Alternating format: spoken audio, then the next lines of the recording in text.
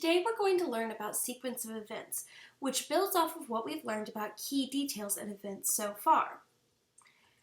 Our goal today is going to be to learn how to use the sequence of events to better understand a story. To do that, we're going to learn how to locate and underline events and how to organize events using a timeline graphic organizer.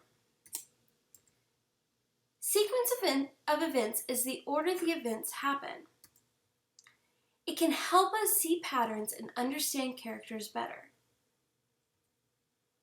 And it builds towards understanding cause and effect relationships, which we'll learn about later.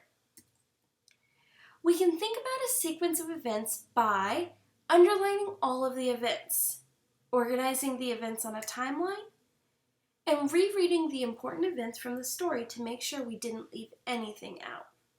Let's give it a try. Read along with me.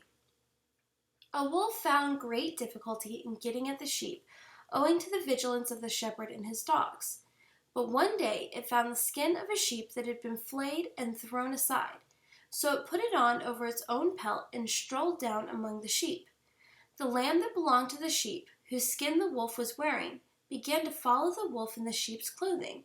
So, leading the lamb a little apart, he soon made a meal of her, and for some time he succeeded in deceiving the sheep and enjoying hearty meals. Let's remember our steps to figuring out the sequence of events. To make a timeline, we need to underline all of the events. We need to organize events on a timeline, and we need to reread the important events from the story to make sure we didn't leave anything out. To create a timeline, you can begin by drawing a line with arrows on either side. Then, as we read the story, we can add events to the timeline. Let's start rereading the story, looking for events as we go. A wolf found great difficulty in getting at the sheep, owing to the vigilance of the shepherd and his dog. I already see the first event. The wolf is finding great difficulty, or having trouble, getting at the sheep. So let's add that to our graphic organizer. The wolf had trouble getting to the sheep. Perfect. You'll notice that I put this in my own words, not just copying it from the text. This helps to make sure that I understand what I'm saying. Let's move on to the next sentence. But one day it found the skin of a sheep that had been flayed, thrown aside, so it put it on over its own pelt and strolled down among the sheep.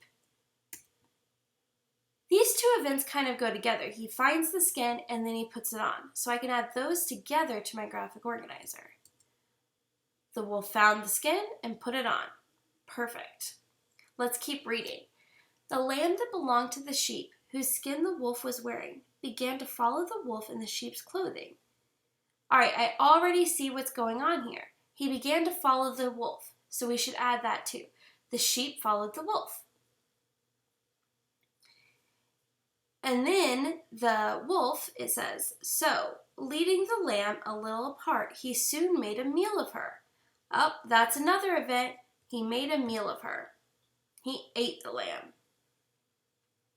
And for some time, he succeeded in deceiving the sheep and enjoying hearty meals. So the wolf was able to keep eating the other sheep. Now that our timeline is complete, we need to reread over our timeline and make sure these events tell the story. Did I get all of the important events down? Let's go through. The wolf had trouble getting to the sheep. The wolf found the skin and put it on. The lamb followed the wolf, so the wolf ate the lamb. Then the wolf ate the other sheep.